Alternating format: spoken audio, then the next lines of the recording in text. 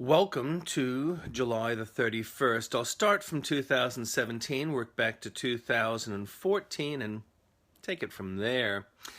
Something should not happen, but they do. Christian leadership is largely absent on important issues of the day, or wrong-headed. The famed Christian conservatives of world politics are compromised and weak.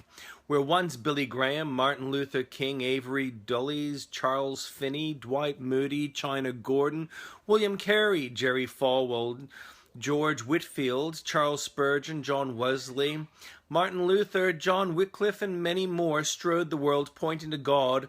Now many point to fads.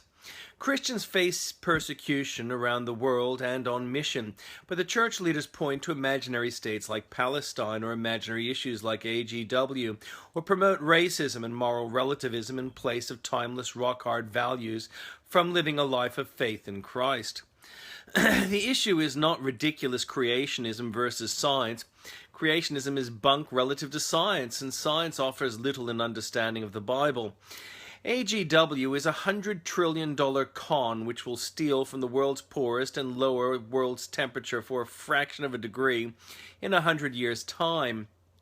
Who will speak for the poor?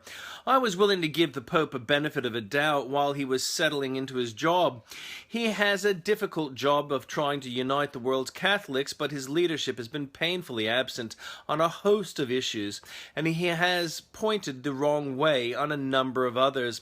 There are walls surrounding the Vatican to protect it from Muslim invaders, yet the Pope despises Israel building walls to protect it from terrorists. In Australia, the Anglican and uniting churches have endorsed drowning migrants as a compassionate alternative to orderly migration. If in fact those bleeding hearts care so much for so-called Palestinians, then they would stop paying so much money and stop delegating authority to the cruel oppressors who claim to lead those so-called Palestinians or the United Nations. If they want to heal the world, then allow the manufacture of plant food.